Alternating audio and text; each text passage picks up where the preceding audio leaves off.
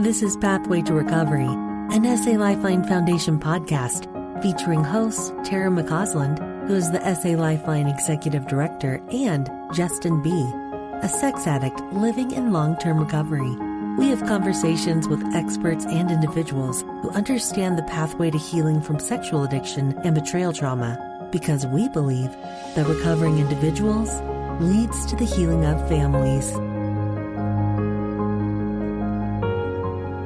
Welcome to the Pathway to Recovery podcast. My name is Justin B. I am a son of an all-powerful and all-loving God and a recovering sex addict in recovery, gratefully sober since June 19th of 2015, and every day is a miracle. I'm grateful to be one of the hosts of the Pathway to Recovery podcast. Today, before we get started in with our conversation with Josh, who is going to introduce himself here in a minute, and we'll get to know him and a little bit more about him and what the importance of qualified therapy is in the recovery puzzle of SAL. I want to announce a very important event that is coming up for the SA Lifeline Foundation. It's the Vision Cast 2024. As we gear up for an impactful 2024, we invite you to be a part of our mission to support individuals on their journey to recovery from sexual betrayal and unwanted sexual behavior. Now, in order to attend this on February 6th of 2024 between 7 and 8 p.m. Mountain Standard Time, you do need to register, and you can register at salifeline.org. There is a link there to register for this VisionCast. A link will be sent to you to join in the Zoom event where you can, one, learn what SA Lifeline has going forward in 2024, and two, if you are able and willing to become a valued monthly or annual donor or bid on some really meaningful products that members of SAL have donated that are important to them in their own recovery. So come and join in on this VisionCast 2024 online fundraiser. All right, so I'm joined here today by Josh Walpole. He is a friend of mine in recovery. We work together in SAL, but he's also somebody that is uniquely qualified to talk today on our topic of the day, which is qualified therapy. But before we get into that topic, Josh, why don't you take just a minute, introduce yourself, and give a brief background about what brought you into the rooms of recovery? So, like probably many other people, I had several different attempts at recovery, and some were successful for a period of time. This last one has lasted, but there was a lot of failure up to that point. So I have had a failed marriage in my early 20s. I was married for a little while, and we did some couples counseling. And at the time, I chose my addiction over the marriage because that's where I was at. And several years later, after doing some therapy, being in a better place, I wasn't happy with kind of where I was at, and my addiction was not providing what it promised. And so I wanted to change my life and move on. And so did some therapy, got some sobriety, felt like I was in a pretty good place. I had a mutual friend introduce me and my current wife. And when she set us up, she knew I was a sex addict and said, "Hey, date Josh, but don't marry him because he's a sex addict." And one of the differences was that I was super honest. I was radically honest, transparent with her. And because of that, I felt like I was in a new place, and she fully trusted me, and we fell in love and decided to get married. And so things went pretty well, but then we bought a house, we had a kid, stressors came on, and I didn't have the tools or I wasn't prepared enough for kind of hard things. I was a good recovery level on the surface, but it wasn't very deep. And so then I went back into my addiction. And since she already knew that I was an addict, I just thought, well, maybe I can just take this to the grave, or I can just kind of clean this up on my own, and maybe she won't know about it, and we'll just kind of move on. I don't want to devastate her. And it was more about I didn't want to devastate me, but that was my justification. And so obviously my behavior kind of changed, my attitude changed, and my wife thought, "Hey, something's off." And she said, "Hey, I heard about this place that deals with sexual addiction recovery called LifeStar. We should go check it out and see." and she's like, I know you're not acting out right now, but we should go check it out just to get some help because it feels like our marriage is just a little off. And unbeknownst to her, I was acting out at the time. And so I went kicking and screaming because I kind of knew, oh man, this is where I'm going to be found out. But in going through that process, there were some things that were discovered about myself and things discovered about my addiction that gave me some hope that this is maybe possible, that maybe something could change, that maybe I could be different, and maybe I could even save my marriage. And so I decided to go both feet in and really try. And maybe we'll get into this more a little bit later, but I did individual therapy, I did couples therapy, we did a full disclosure, I did group therapy. I joined a 12-step group and basically was full-time in recovery. And then it transitioned to one point where I said, I'm doing this for me no matter what, whether the marriage survives or not. This is something that I want. And so being able to do the group therapy, individual therapy, and then the 12-step, kind of gave me the strength and the hope and the support to push me forward. Thank you for sharing that, Josh. I got a couple of questions based on what you shared there. First, you said you had a failed marriage early on in your 20s, and that ended, and we don't need to go into details with that. But as your current wife fell in love with you and you fell in love with her, and you were practicing rigorous honesty in that place, why did you choose to be honest then in striving to live a sober life or a life abstinent from acting out? Part of it was I just wanted to do it differently. And I had some decent recovery and some sobriety kind of at that time. Mm-hmm. And I wanted to see if maybe a real life was possible because I just felt kind of destined to, I don't know, just be a wanderer or never really have any real connections. And so I thought, man, here's an opportunity. Let's see if something can come of this. And it felt really good, to be super honest. It was different. It was weird. It was exciting in kind of a weird sort of way to just be fully honest and open and to be seen. I think that was probably the first time I was really allowed myself to be really seen by somebody else. And she received me, which was great. And so that just kind of fueled the fire until things became too much. So were you doing like 12-step work or therapy at that point? Or was it just, hey, I'm choosing to be honest and open in this situation? So I did some prior 12-step work and individual therapy for a year or two before we met. Mm-hmm. So I wasn't doing anything at the time. Okay. So you did have some treatment, you had addressed some of the problems and not just white knuckled before that point. Right. That's good background. I appreciate that. So the next thing, you mentioned that you got married, the stressors came on, you didn't have the depth of tools and weren't using those tools to deal helpfully with those stressors that came on. As you look back, would you change anything that would have happened now looking back, or is that something that has brought you to where you are today? Yeah, that's a really good question. My knee-jerk reaction is that, I would go tell my younger self all the treacheries and traumas and problems that are going to happen. But then on the flip side, all the miracles and benefits and gratitude that's going to come.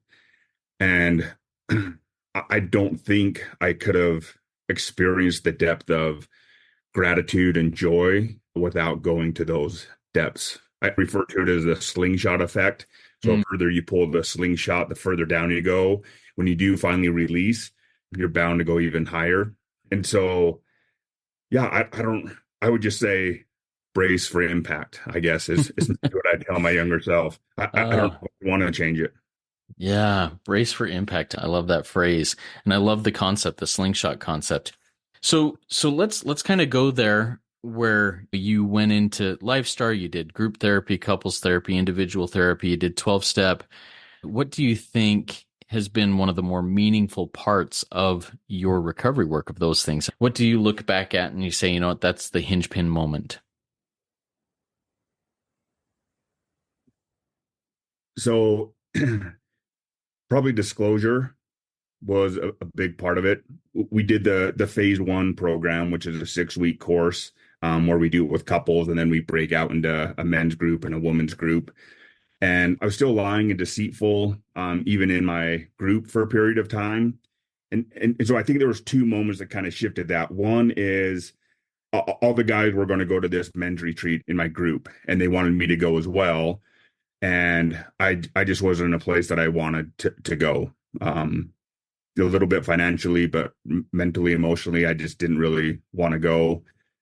And so I told them, yeah, I'll give it some thought. I'll think about it. And as I was walking out of the room on that group, I stopped and I'm like, I'm lying. I'm not going to think about it. I'm not going. So I stopped and turned around. I said, guys, sorry, I'm not going. And nothing against you guys. I just don't want to go.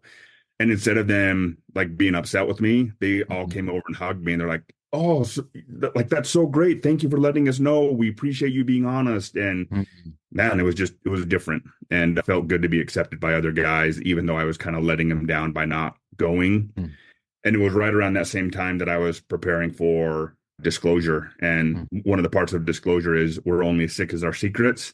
Yeah. And so I had to start purging myself of my secrets. What you shared there about the acceptance you felt from that group of guys from the Lifestar group kind of sounds very familiar to what you talked about when you started dating your current wife, how you were honest with her and she accepted you for that honesty. Have you found that that's true? If I'm honest with somebody, I'll be more accepted for who I am. What's your experience with that? So yes, absolutely. The crazy part, though, is it's so hard to do. It's so hard to be vulnerable that sometimes we just aren't, or we make excuses or justifications. But the times that I am fully honest and am seen, it's usually received very, very well. And even if it's not, I can't even think of a time offhand that hasn't happened. I at least feel good about me, so I can walk away feeling good about me in that moment. Yeah, and I'll speak for myself here. You know, those moments where it's like, man, if I'm honest here, it's going to be rough. I worry that I'm going to feel bad about myself if I say, you know what, guys, I'm not going to go to this retreat with you. It's just not what I want to do right now. That I won't feel better about myself. So I fear being honest for that reason. Does that make sense? Does that resonate with you? Yeah, absolutely. And I think that's part of why when my addiction kind of resurfaced after being super honest with my wife, it was a hard thing to deal with, because I'm like, I either got to say something now and brace for impact, or I'm just going to have to be quiet and hide and lie. And unfortunately, I chose that option. And so then it was years later that we finally came into recovery, and that moment in group where I was honest and I was practicing honesty by preparing for the disclosure, that I'm like, oh yeah, I remember this. It was really nice and felt really good. Why haven't I been doing this? Thank you for sharing this. And it sounds like a lot of these principles and concepts you learned and practiced in these groups therapy sessions, individual, couple, and group therapy. So were there any other roles that therapy played in your early recovery and in your early recovery that you'd like to touch on here? Yeah, the first part of kind of therapy that I did and kind of some 12-step group work, it was beneficial. It was helpful. It was mostly just kind of changing my ways of thinking to kind of change my behavior.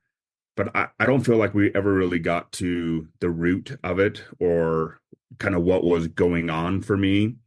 But I don't know it at the time. Like, I felt like I was in a pretty good place. And then sobriety was my only measuring stick. And so I'm like, if I'm sober, then I guess that's good enough, right? I didn't realize there was more to recovery, that the recovery is kind of a different thing than just sobriety. And so I just was hanging my hat on, hey, I'm sober, and that's good enough. That's all I can provide. So let me back up just a little bit. Josh, you are now a therapist who specializes in sexual addiction and treating people who deal with sexual addiction, whether it's themselves or a spouse or whatever. Was there a moment in your own recovery walk that made you go, this is what I want to do, or this is what I'm supposed to do, become a therapist in this way? Why are you a therapist that specializes in these things? Yeah, good question. So ultimately what happened is after the disclosure, it was brutal. My wife compares it to nuclear bomb. And so it took her a while to kind of decide what she wanted, and we ended up selling our house and moving, and yeah, starting over. She said it's a house of lies, and if we're going to start over, we're moving to a new house and kind of starting a new foundation. And so in that, and right after the disclosure, she said, you got to do more recovery. And I'm like, I feel like I'm already doing a ton and spending a ton of money. And she's like, well, I think you need to go to 12-step program. That's the one thing you're not doing right now. And Mm-hmm. I don't know when I can fit that in. And she's like, well, you better figure it out, type of thing. Mm-hmm. So I started going to 12-step, and that was really helpful. It's different than a therapy group, but Mm-hmm. working the 12 steps and then having like a sponsor, a contact person, just kind of brought in a different element, something else that I really needed. People talk about in our addiction and in our marriage, the betrayal trauma piece. It's kind of like burning the house down or destroying the house. Part of the rebuilding process is putting a bunch of scaffolding around so that we can rebuild. And so I think 12 step was just another added piece of the scaffolding that I really needed to kind of help. Mm-hmm. And so doing that, getting involved in that was really good and really beneficial for my recovery, and seeing other people kind of down the road doing it. And then ultimately, when I got to a place where I could become a sponsor, I stepped into that and just loved it. I really enjoyed sharing my experience, strength, and hope with others, and having them kind of be in a tough situation and me trying to figure out how to best help them and incorporate that. And so working step 12, I just fully embraced, and it became a way of life. And I kind of got to thinking, man, I want to do this full time. Yeah. And so this men's retreat that I talked about, the one I didn't go to before, Right. I went to later. And one of the things they have us do is it's a retreat for connecting with God. And one of the assignments they have us do is go to God and ask how God sees you, and Mm. pray for a new name is kind of the concept. And Mm. so in that connection with God, I felt like he called me to be a therapist. And I'm Mm. like, still super young in my recovery. And I'm like, no, like I don't even know what I'm doing yet. I Mm. don't know if I can really help other people that well. And God's kind of like, well, you have to go to school, and that's going to take some time. Mm-hmm. So get on it. And so I came home and I talked to my wife about that. And she's like, yeah, that's great. And so I sat on that for probably 6 months. Mm. And then my wife started yelling a little louder. God started yelling a little louder. My inner voice was yelling louder. And I'm like, all right, fine, I got to do it. And so I went back to school to become a therapist. Wow. That's really cool. I about how many years have you done schooling to get to where you are today as a therapist? So I already had a bachelor. So I went back for just my master's degree in Uh-huh. counseling, about 2.5 years. Okay. Um, and Yeah. I was probably year and a half into recovery when I started. And then, yeah, two and a Mhm. half years later, I was a therapist sitting there telling people, um, kind of helping them along their way, kind of being there Right. for them. You mentioned going into 12 step rooms and it not being like group therapy, but kind of feeling somewhat similar to that. I hear this from a lot of people that, going into a 12-step room is just like free or really cheap group therapy. All I got to do is put a few dollars in the hat or in the Venmo account or whatever a couple times a month, and it doesn't cost me $100 an hour to do therapy. Tell us the truths behind that, and tell us some of the falsehoods or the incompletions behind that type of belief system from your experience. So it's free, and so I always offer that very first session with everybody. Go to 12-step. SAL 12-step has Zoom meetings, they have in-person meetings, but just go, just attempt, just try. It's free. Where group therapy is going to cost you some money, so at least do a 12-step group. And it's good that way. Financially, it's good, but it takes on a different role or a different feeling, because we're all addicts in there together, and we're all striving for one purpose. And there's just this feeling or this sense or this power behind that we're all there trying to help each other out. Where in group therapy, we have a therapist, a facilitator, kind of leading us down a discussion, maybe leading us through workbooks. And we can do some deeper dives into some stuff to some degree. But there's just the brotherhood in 12 steps is it's just a little different. And it's, for example, when I was at the SA Lifeline conference last year, I remember just standing in the back of the room and just looking at everybody here. And I just had this overwhelming feeling that these are my people. Like, this is home for me. I love that. I love that. And then where's a shortcoming if that's all I'm going to be doing is going to 12-step rooms for full treatment, the holistic approach to recovery? Yeah.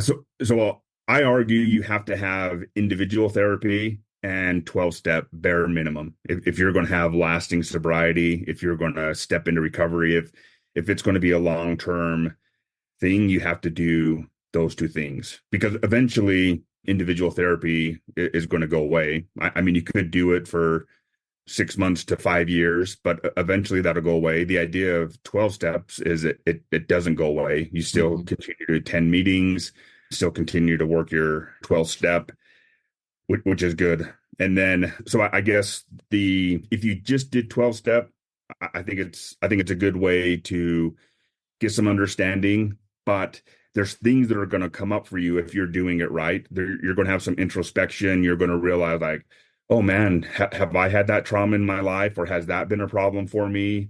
Or as other people share their stories, has that been a trigger for me? And so being able to go to therapy and kind of work through that or process through that or get a bigger understanding is super key, because otherwise we don't really explore it, or maybe we don't know how to explore it just on our own. Yeah, and I'm going to share a little bit of a personal situation on that, just my own experience, strength, and hope on that. When I first revealed to my wife that I struggled with these sexual addiction, with pornography, with masturbation, with sexual addiction, one of the things that we tried to do is go to therapy. And I had a horrible experience with that at first. So it turned me off to therapy big time. It just turned me off. Now, I didn't start my recovery for another 8 years after that. Didn't start going to 12-step or really doing anything beyond just trying to clench my fist harder and pray harder and all the other things harder that just didn't work. But just about 2 years ago, so I was probably about 6 years sober, I recognized that one of my deep character defects is that I manipulate people like crazy.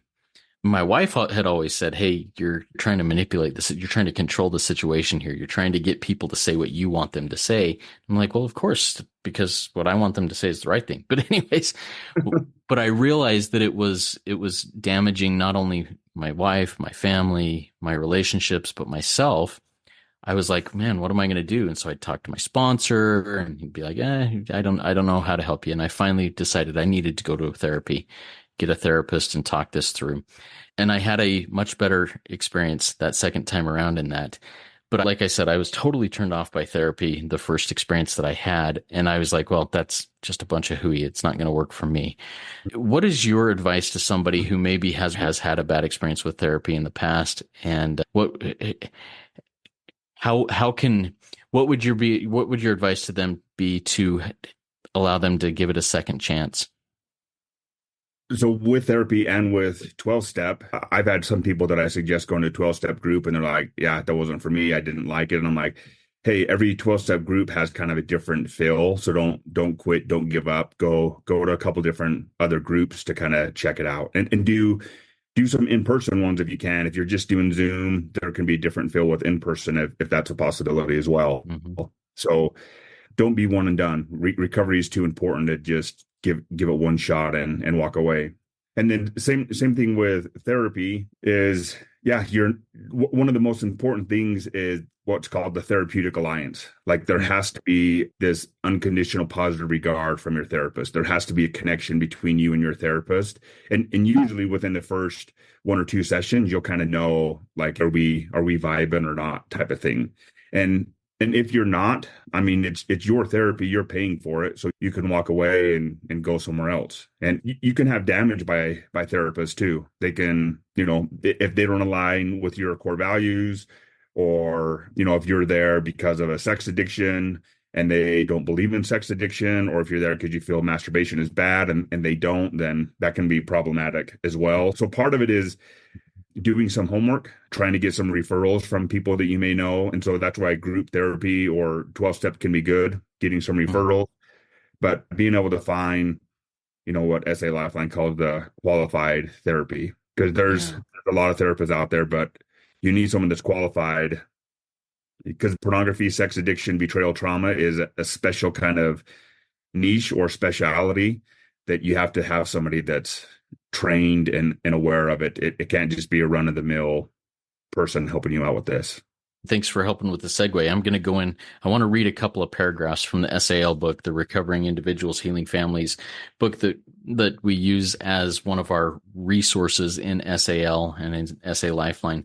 This comes from page 107 in the Recovery Puzzle chapter under the heading of Qualified Therapy. A couple of paragraphs here I want to read and get your take on, your feedback on this and your insights, Josh. As we work the 12 steps, we come to see our need for surrender, and we are taught a clear process for how to surrender, but a qualified therapist plays a critical role in helping us to understand what we need to surrender. Many effective therapeutic strategies aim to make us more aware of the belief systems and past traumas that impede our spiritual, mental, and emotional growth. Understanding these usually hidden issues facilitates our progress as we work the 12 steps. And I'm going to read one more paragraph. A qualified licensed therapist is best suited to treat the specific issues that pertain to recovering addicts and betrayed partners without inflicting additional trauma. While other sources may offer comfort and support, clergy, life coaches, or well-meaning friends and family members, they typically lack the critical educational background and experience that effective therapy requires. So Josh, as I read through those, what are some of the points that jumped out at you that you'd like to maybe expound on a little bit and share your own experience with? Yeah. So one thing that I think was missed from my prior therapist before I was married, and again, like I said, he did a really good job and he was helpful, and I got some sobriety and had some success under him with kind of reshaping my thoughts and my distorted thinking. What I think was missed, though, is looking at the root of my addiction, which was mismanaged emotions. I didn't do emotions well. In fact, I did them terrible. I either ran from them or tried to numb out from them, and that's why I went to my addiction. And so, and part of the root of that is shame, rejection, abandonment, some of those big, hard emotions. And that's kind of what caught my attention when I went to LifeStars. One of the sessions was all about shame. And I'm like, that's it. That's what I've been struggling with my whole life. Somebody finally named it. It's shame. That's been the burden on my back. And so that was huge. Just that concept of shame. And then I don't know how to work through that. And 12 step doesn't necessarily help us work through that. It might bring up some shame for us as we share our story. But yeah, I needed a qualified therapist to help me work through my shame and deal with it in a healthy way, because otherwise it would just bury me and I would go back to acting out when too much shame creeped in. So that was key. And then, yeah, that first line you read here in surrender, going to 12-step group, that's the first time I kind of heard of that concept of surrender. So that wasn't something that was really taught in my faith per se. It wasn't really something that was taught in therapy, but 12-step, that's a huge piece of the puzzle, is being able to surrender and practicing that. And like you, I manipulated. I like to control things. I like to manage outcomes. And a lot of that is born out of trauma or fear. And so if I can manage outcomes or manipulate, that helps me to feel a little bit safer. And so surrender is starting to let go of that. And again, that's terrifying, because it's like, no, this is how I learned to survive. If you're telling me to let go and that I'll be okay, that's terrifying. It's the concept that's in the AA book about the monkeys, where they put food in a jar and they would stick their hand in there and grab it, and then they couldn't get their hand out of the jar. So you have to let go to get your hand out, or you're trapped. Right. And so that whole concept of surrender was new to me because of 12-step. And so dealing with the shame, dealing with the principle of surrender, those two key principles were were huge for me in the beginning. Like that lit a fire under me because that's what I need. Hmm. Yeah, thank you for sharing that. One of the things that as I read through this jumped out at me, and I want to get your take on it a little bit here, was while other sources may offer comfort and support, clergy, life coaches, well-meaning friends, and I'm going to put sponsors in here, for example, they typically lack the critical educational background and experience that effective therapy requires. When I worked with a sponsor through the steps, steps 4 and 5, which is I make a detailed inventory of my life and try and find the root causes that led me to feel like it was okay to have these feelings, to take these actions, to have these fears. And then steps 8 and 9, where I plan to make amends and I start making amends. I try to make things right with those that I have caused harm to in my life. A sponsor really helped me identify those things, but maybe that was more surface level. They helped me identify the actions that happened and the actions I need to take to try and make them right. But the emotions maybe get skimmed over. Talk to us a little bit about how working in conjunction with qualified therapy in those steps may help that process. Because honestly, most people who drop out, who say, no, this is too much, drop out at steps 4 and 5 or 8 and 9. And I think there might be something to that. So talk to us how maybe qualified therapy could help in that process. Yeah. So I had somebody talk to me about this recently about the 12 steps. So they said the first 3 steps are about connection. So reconnecting to ourself, reconnecting to God, a higher power. Part of the recovery process is redefining all of our relationships, because in our addiction, our relationship with ourself, with our spouse, with God, with money, with sex, all of that kind of becomes distorted. And so part of the recovery process is kind of reconnecting and re-identifying all of that.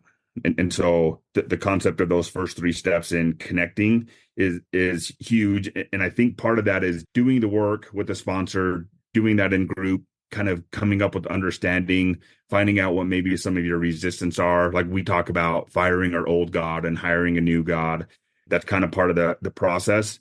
But I also had some wounding around that I had to work through with a therapist. I couldn't have worked through some of that wounding, my God wounding, in 12-step. But 12-step helped me to see that or identify that. And then I can take that back to my therapist and say, hey, here's some of my wounding around this. How can we work through it? And then he was able to help me kind of shift that. Yeah. And then, yeah, steps 4 to 9 is about correction. So we need to right our wrongs and change things. And that was hard to do because I was in a place of blame, right? Everybody else has done wrong to me. They need to make amends to me. Right. The world I'm a needs to victim. make amends to me. Exactly. Totally. That's where I lived. And so working with the sponsor and kind of going through the amends process, doing my step 4, doing the moral inventory was all really difficult and hard and a ton of resistance. And yeah, maybe I could have got it done, but facing that resistance and then going to my therapist and saying, this is where I'm at, this is the step I'm working on, and I'm having a really hard time with it. He could help me again process through the trauma, kind of be that emotional support to kind of help me identify my needs and being able to kind of work through that. And then steps 10 to 12 is about direction, right? The direction we're heading. And so often we feel like, well, I've done 1 through 12, I'm golden. I worked all the steps. Now I'm a sponsor and I can just kind of coast. And in the beginning of my recovery, I just kept thinking, when am I going to go back to my life or my normal life? When is recovery not going to be a full-time job? And thankfully, along the way, I learned, yeah, I'm not going back to anything, because if I do, I'm going to be in a bad spot. So I'm redefining and changing things and having a new direction. I can't just say, yeah, I'm grateful for all of this stuff and then go back to who I was. I had to be a changed person and live that way. And so the 12-step, my sponsor and my individual therapist were huge in that, and I needed both of them. Thank you for walking through that. Josh, early on in this conversation, you said a phrase, and I think you said it twice, that really hit me, and I'm trying to see how this can be flipped. And I think I'm seeing it. You said brace for impact. You said, hey, if I were to go back and tell Josh this thing, I'd say brace for impact. And the immediate thought that comes to my mind then is, a plane wreck, a train wreck, just a disaster that happens. But as I've thought about this, and as we've talked about this, that impact of self-destruction really, I think I can say brace for, looking at you, I can say brace for impact, the impact that you can have on the world in your circle of influence by going through this and facing up to this. What are your thoughts on that? Develop that a little bit more if you can, that brace for impact, how it's both seen as negative, but it can be a very positive thing. Yeah.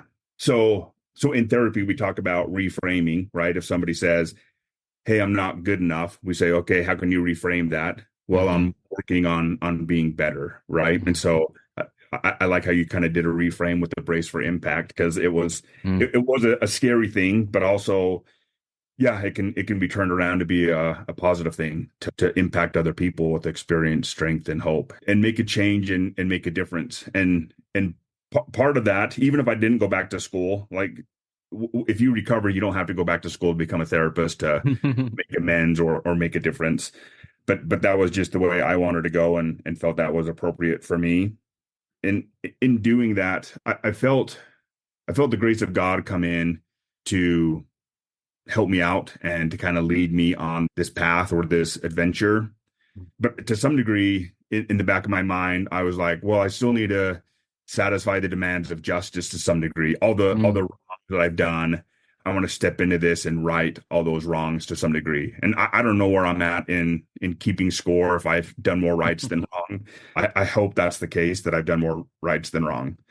But in doing that is just, you can change your life. You can be a different person. You can have a different relationship with yourself, with God, with your family, with your spouse and kids. And that's whether you stay married or not. You can have a shift. And I was not a super happy camper before. In fact, I thought you can feel happy maybe on your birthday and Christmas morning, but other than that, you're just supposed to be miserable because you're doing terrible things. And so to be able to identify as an addict, but also say, that's not my whole life. That's not everything that I'm about. There's goodness in me too. And even in my acting out, there's still goodness in me, but let's work on getting rid of that acting out stuff and kind of magnify the goodness.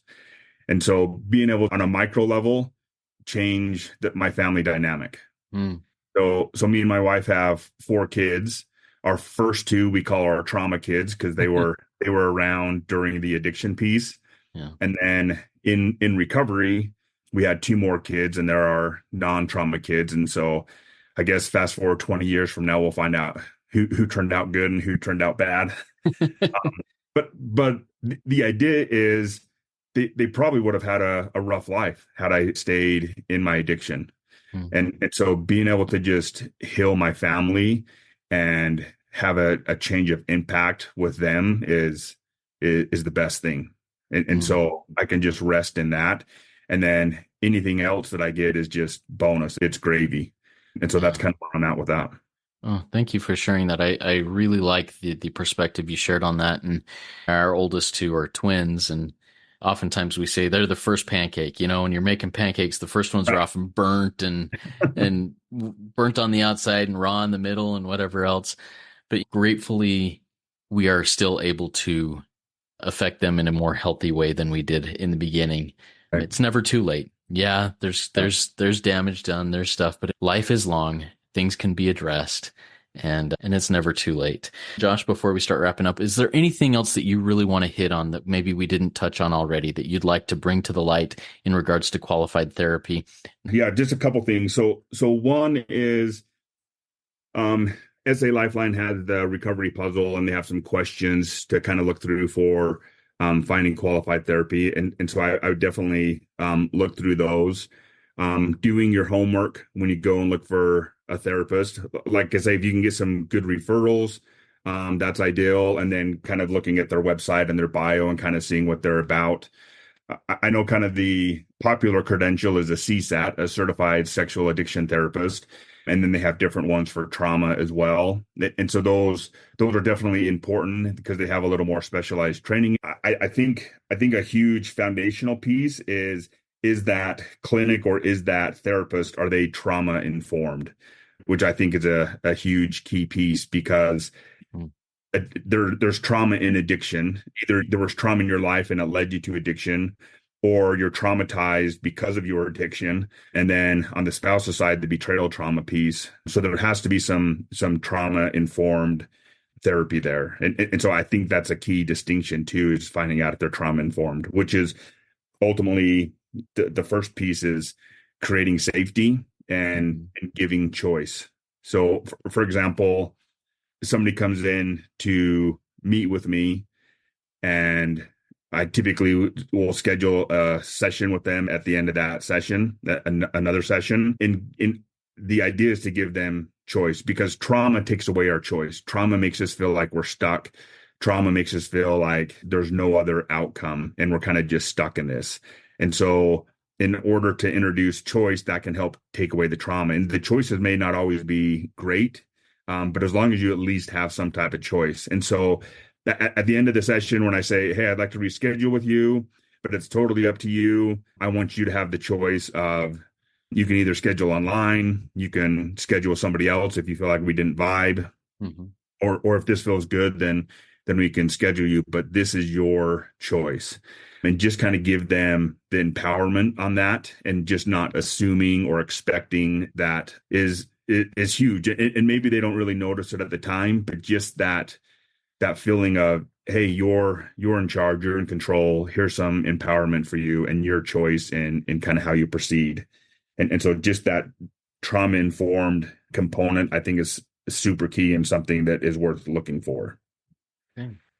The other thing I'd recommend or kind of take a look at too is therapists. Sometimes it's a rough, thankless job.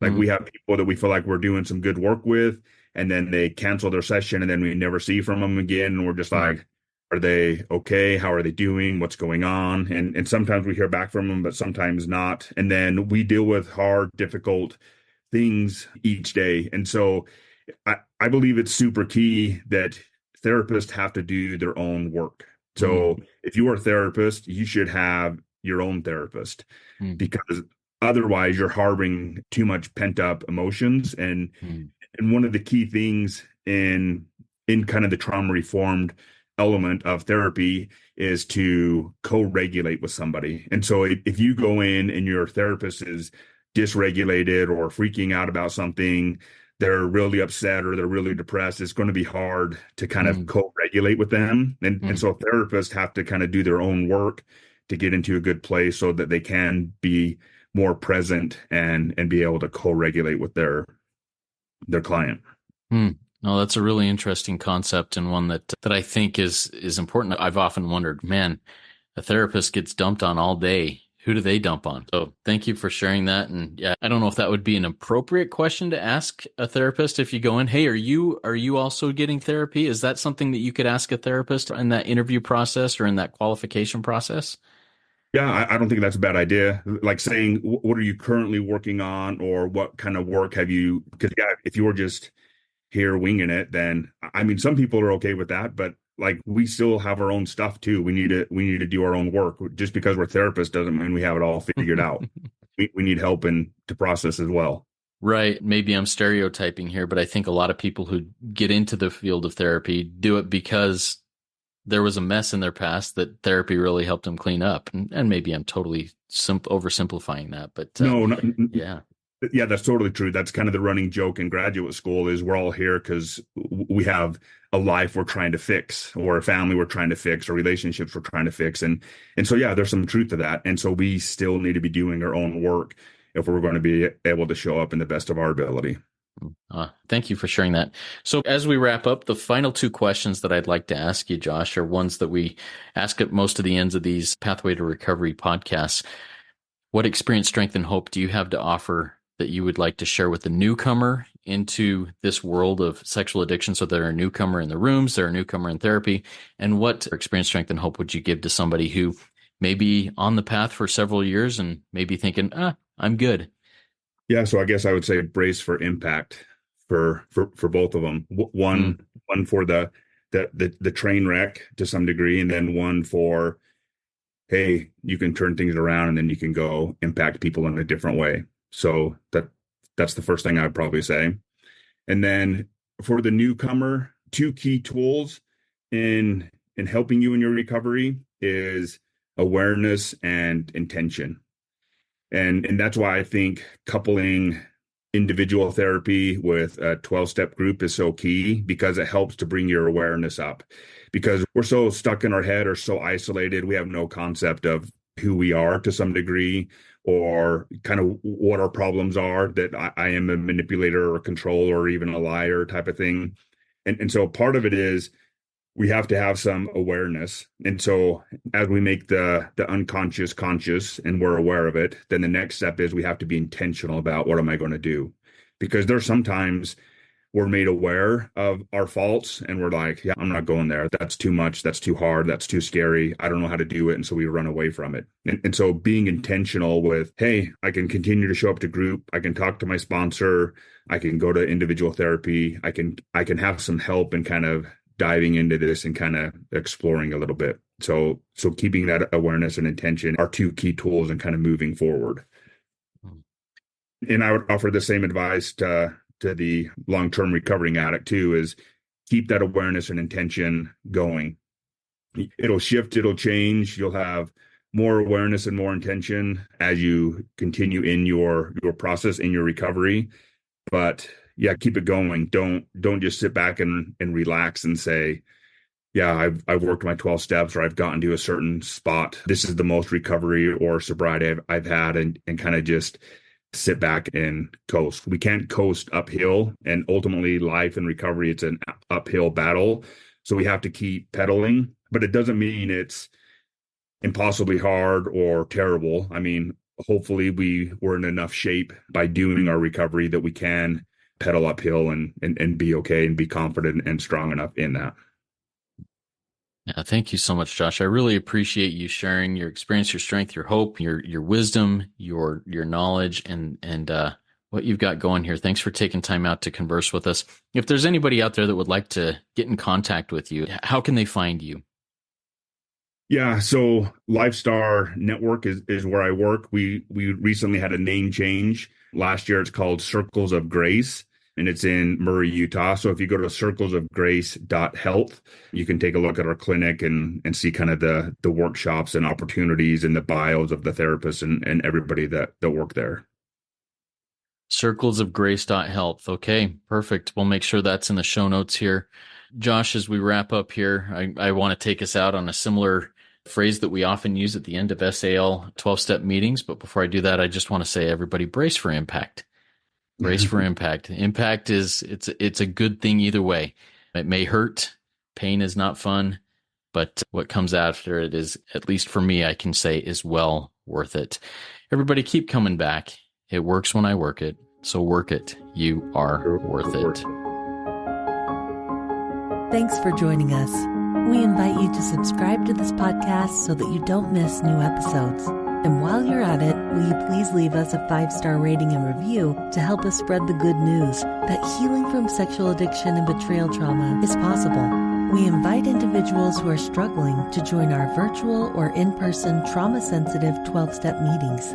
Meeting times and locations can be found at sal12step.org. You can find quality education at salifeline.org. And we hope that you will follow us on Instagram and Facebook. SA Lifeline is a 501c3 nonprofit organization, and we welcome donations. SA Lifeline, come heal with us.